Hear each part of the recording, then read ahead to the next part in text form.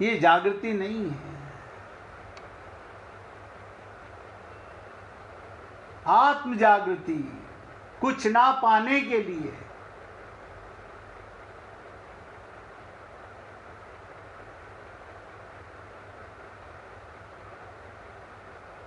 संत महात्मा कहते हैं अपने शिष्यों से, जैसे तुम्हें आते हैं ना आने के बहाने,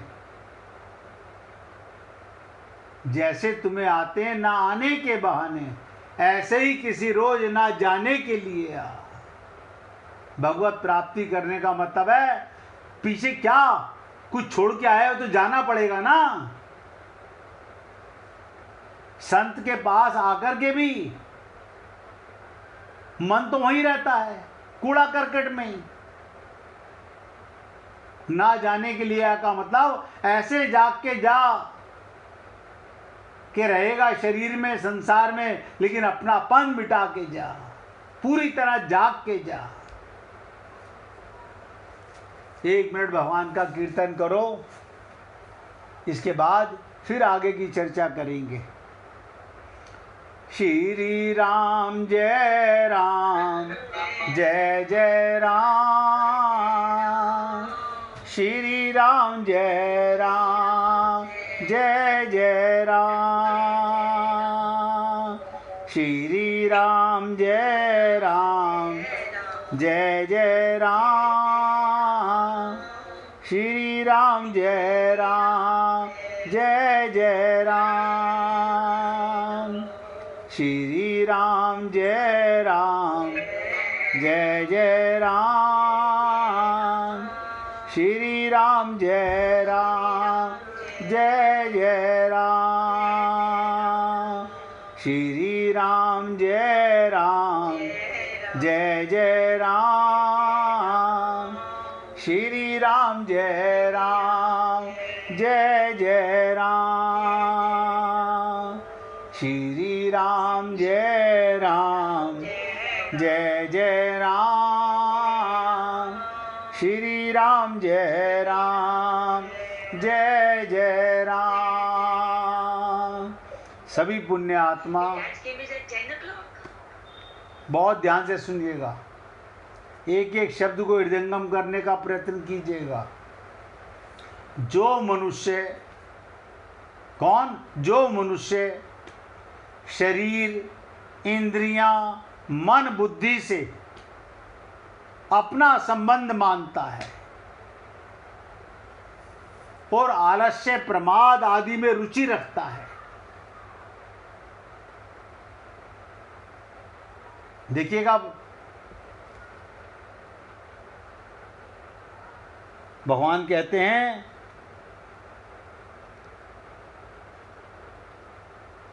ना कृतेन कश्चन, जो मनुष्य शरीर, इंद्रियां, मन, बुद्धि से अपना संबंध मानता है और आलस्य, प्रमाद आदि में रुचि रखता है, वो कर्मों को नहीं करना चाहता, क्योंकि उसका प्रयोजन प्रमाद, आलस, आराम आदि से उत्पन्न तामस सुख रहता है।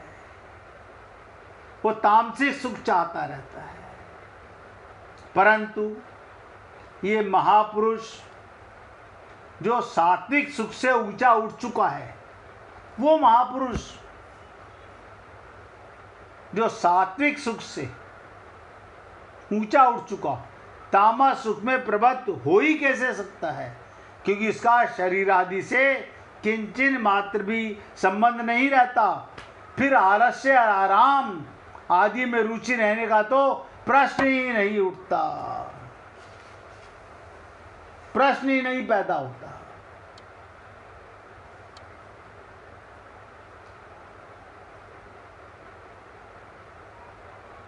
छोटी छोटी सी बातें हैं, आप और हम लोग पूरी एकाग्रता के साथ एक एक शब्द को हृदयंगम करें तो बहुत कुछ हम समझ सकते हैं। ध्यान दीजिएगा, प्रकृति, प्रकृति, नेचर, माया निरंतर क्रियाशील है, इसलिए उससे संबंध रखते हुए कोई भी प्राणी किसी भी अवस्था में क्षण मात्र भी कर्म किए बिना रह ही नहीं सकता। जैसे मन कभी अकर्मणा नहीं रह सकता, कुछ ना कुछ करेगा। आप कहोगे हम आराम कर रहे हैं, नहीं, आराम कहाँ से कर रहे हो, मन तो काम कर रहा है। कारण क्या है? क्योंकि हमने मन के साथ अपना संबंध माना हुआ है, शरीर के साथ संबंध माना हुआ है, बुद्धि के साथ संबंध माना हुआ है। किसी भी अवस्था में क्षण मात्र भी कर्म किए बिना नहीं रह सकता। अतः जब तक प्रकृति का संबंध है, प्रकृति माने जड़, माया, आप हैं चेतन,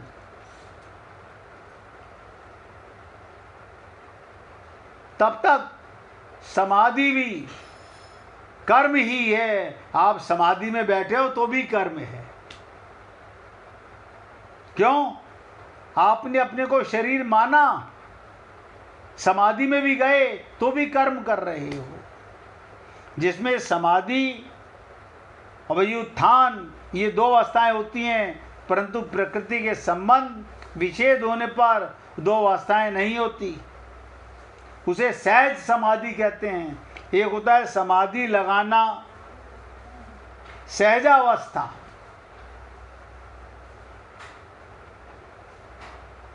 जिससे कभी संबंध ही नहीं होता। कारण अवस्था भेद प्रकृति स्वरूप से है। पूछिए मिश्रा जी क्या पूछना चाहते हैं?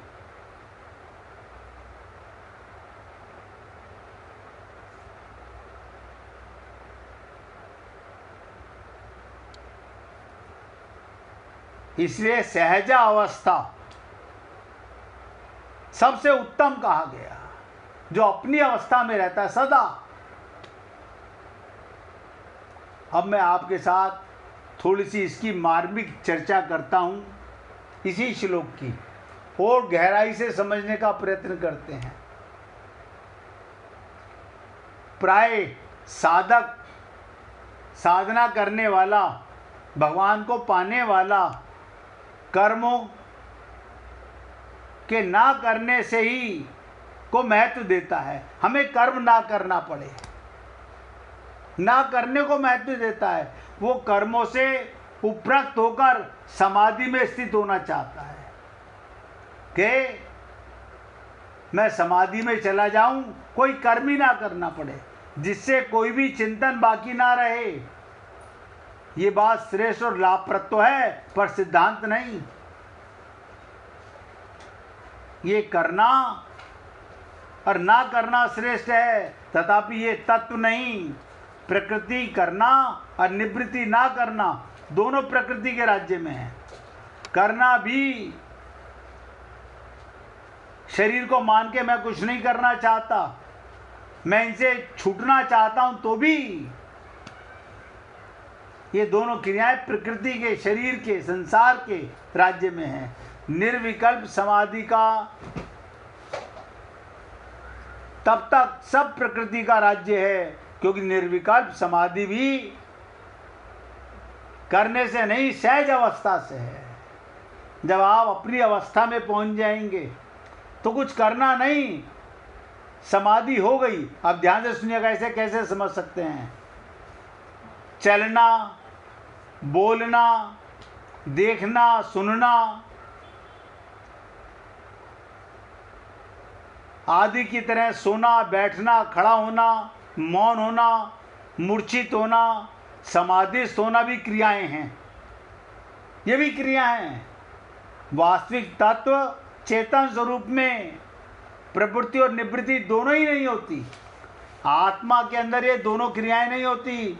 जब तक ये व्यक्ति इस अज्ञानता में रहता है, मैं चलने वाला, मैं बोलने वाला, मैं देखने वाला, मैं सुनने वाला, सोना, बैठना, खड़ा होना, मौन होना, मूर्छित होना, ये चेतन में नहीं है, आत्मा में नहीं है।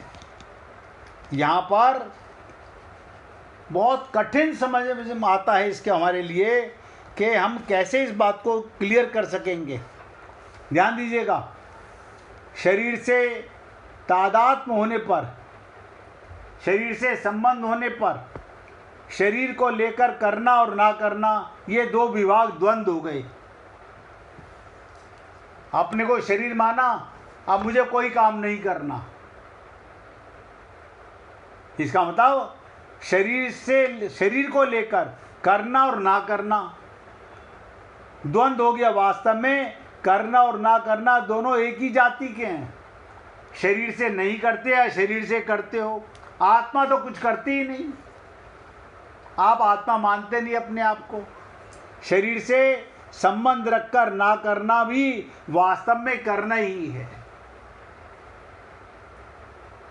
उम्मीद करता हूं आप समझ रहे होंगे। जब तक ये भ्रम माया का रहेगा, प्रकृति का रहेगा, जब तक जड़ हम पर हावी रहेगा, अज्ञान हम पर हावी रहेगा, तब तक चेतन होते हुए भी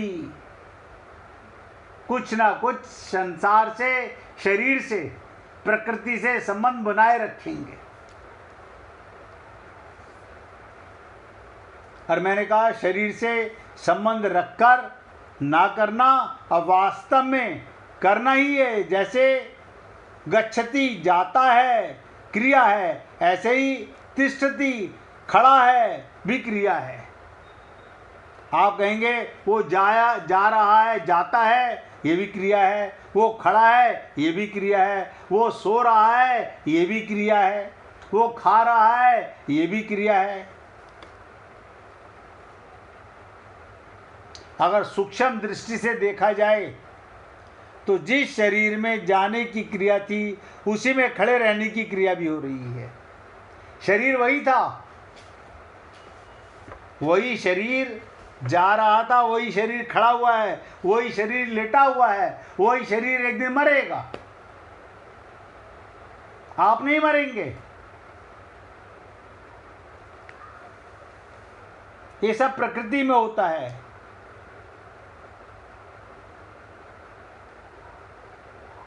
इसीलिए जिसका प्रकृति एवं उसके कार्य से भौतिक, आध्यात्मिक और लौकिक, पारलौकिक कोई प्रयोजन नहीं रहता। ध्यान दीजिएगा, प्रकृति से, शरीर से, शरीर के संसार से, माया के संसार से, आपके किसी कार्य से, आध्यात्मिक कार्य करो, लौकिक कार्य करो, पारलौकिक कोई भी प्रयोजन नहीं रहता। उस महापुरुष का करने एवं ना करने से कोई स्वार्थ नहीं रहता। और हमारा स्वार्थ रहता है। हम तीर्थ जा रहे हैं तो एक ही बात है, तीर्थ कैसे जा रहे हो? आत्मा तो सदा परमात्मा की गोदी में रहता है। अब मुझे बताइए, परमात्मा से बड़ा कोई तीर्थ है क्या? सोच के देखो। आप और हम सब लोग देखो तीर्थों में जाते हैं। एक हमारे मुस्लिम मित्र थे, हाजी साहब, वो हज की यात्रा करके आए, फलों का काम था उनका। मैंने उनसे पूछा, मैंने कहा हाजी साहब इतना बताइए, हज कराए तो क्या मिला आपको? बोले मतलब? बोले बस मेरे नाम के साथ हाजी लग गया, मिलाया कुछ नहीं। मैंने कहा ममता मोह आसक्ति वही है? हाँ। बोले बिल्कुल वही है, बल्कि जहां मौका मिला वहीं से घर पे फोन करता था। ऐसे ही यहां पर हम लोग भी बस खाली शरीर को तीर्थों में घुमा रहे हैं। मिलना मिलाना कुछ नहीं है, सिर्फ धोखा दे रहे हैं अपने आप को। और मैंने कहा प्रकृति के साथ कोई भी संबंध मान के आध्यात्मिक कार्य करो, लौकिक कार्य करो या पारलौकिक, कोई प्रयोजन नहीं रहता। उस महापुरुष का करने ना करने से कोई स्वार्थ ही नहीं रहता, क्योंकि नित्य प्राप्त परमात्मा। सब क्रियाएं आपकी शरीर में हैं, आत्मा में कोई क्रिया नहीं। आत्मज्ञान होने के बाद जो करे सो हरि करे, कृत कृत हो गए। यानी आनंद मध्य सिंधु तब वासा। आप कहाँ रहते हो? आनंद की गोदी में। परमात्मा, आप बताइए, आपका हृदय जहाँ भगवान आपके साथ में है, उससे बड़ा कोई तीर्थ है क्या? मुझे बता दीजिए सोच के।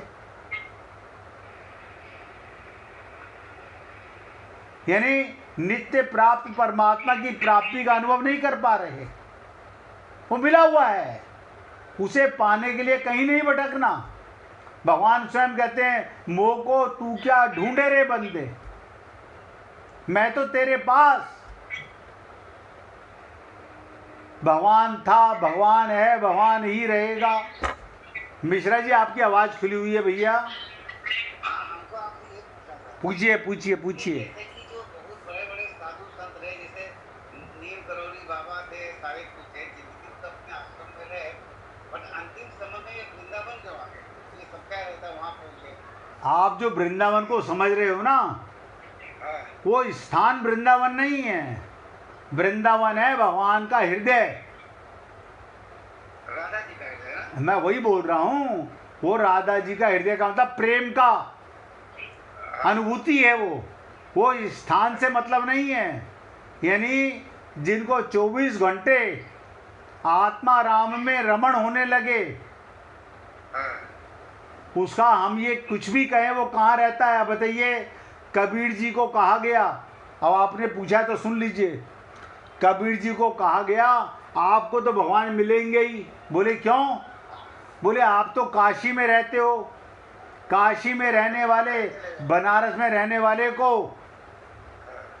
तो उन्होंने क्या कहा, अगर ऐसी बात है तो मैं काशी में उसी दिन से छोड़ दिया उन्होंने।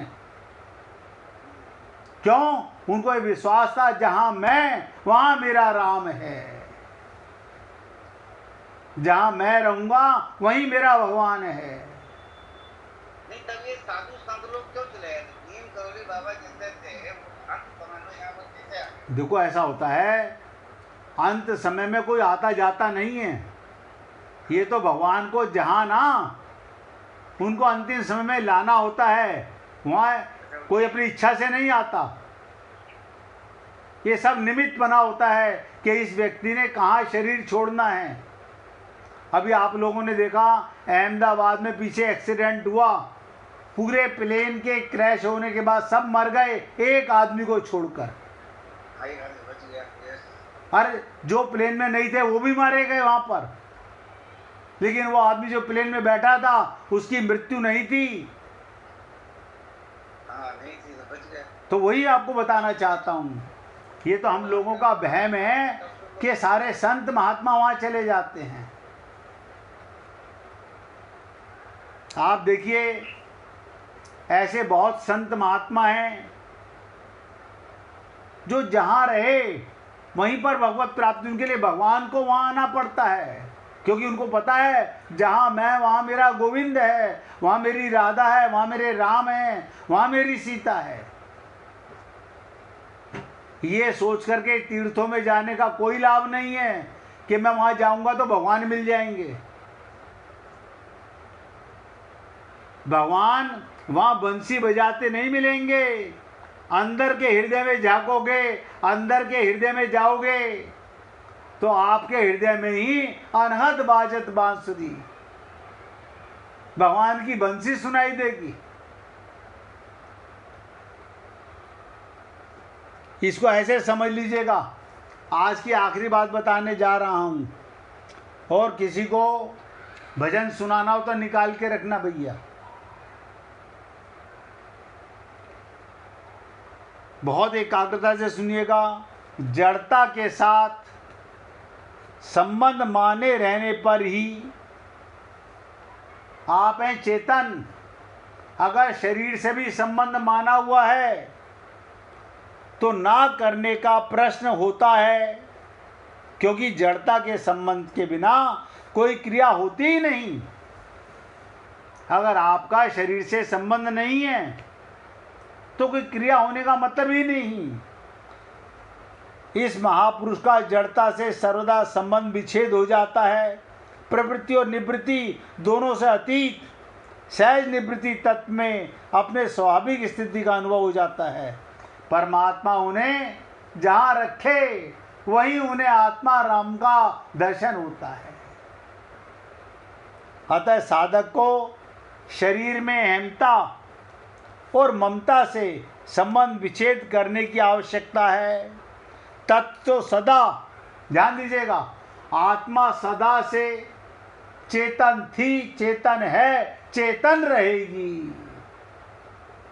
अजामिल पापी था तो आत्मा, लेकिन अपने को शरीर भोग विलास में फंसा हुआ था। जैसे ही तत्व ज्ञान हुआ, सत्संग असर किया, उसी समय तत्व ज्ञान होते ही भगवत प्राप्ति का मार्ग उसे मिल गया। आप सोचिए, अब ये कानव कुंज का ब्राह्मण और हरिद्वार पहुंच गया। अब हरिद्वार से मतलब है हरि के द्वार। अब उसका मन हरि में रमण करने लगा। ये छोटी छोटी बातें हैं, बाकी की चर्चा कल करेंगे। कोई भक्त भजन सुनाना चाहता है या धुन लगाएं भगवान की? सुनाइए भाई जी।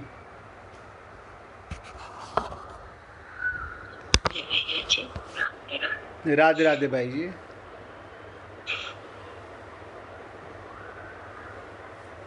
जरा आ शरण मेरे राम जय हो। की, जरा आ शरण मेरे राम की।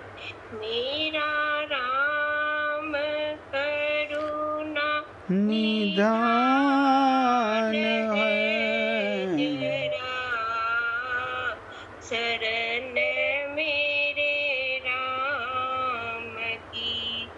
मेरा राम करुणा निधान है, जरा आ शरण मेरे राम की।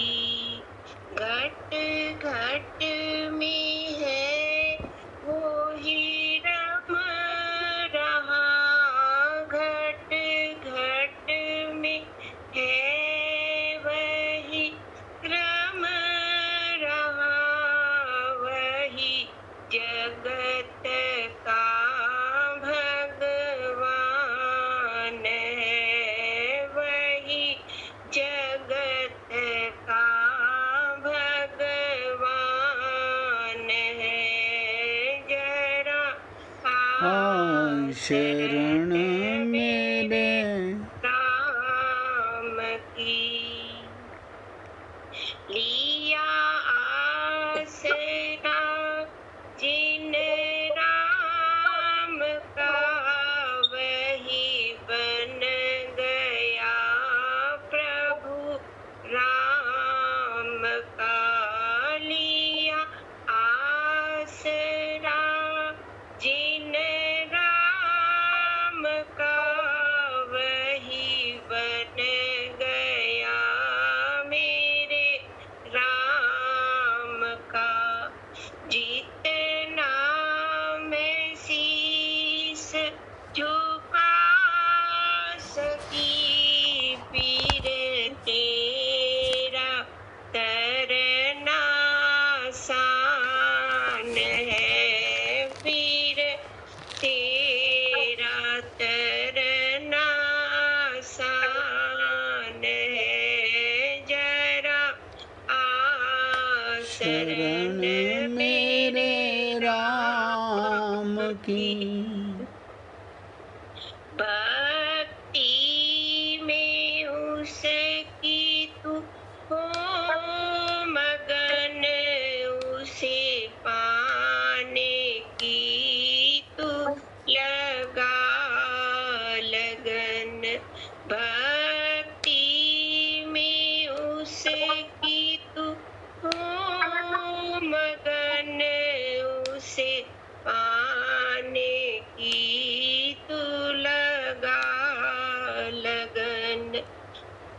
तेरे पाप सब धुल जाएंगे, यह नाम इतना महान है।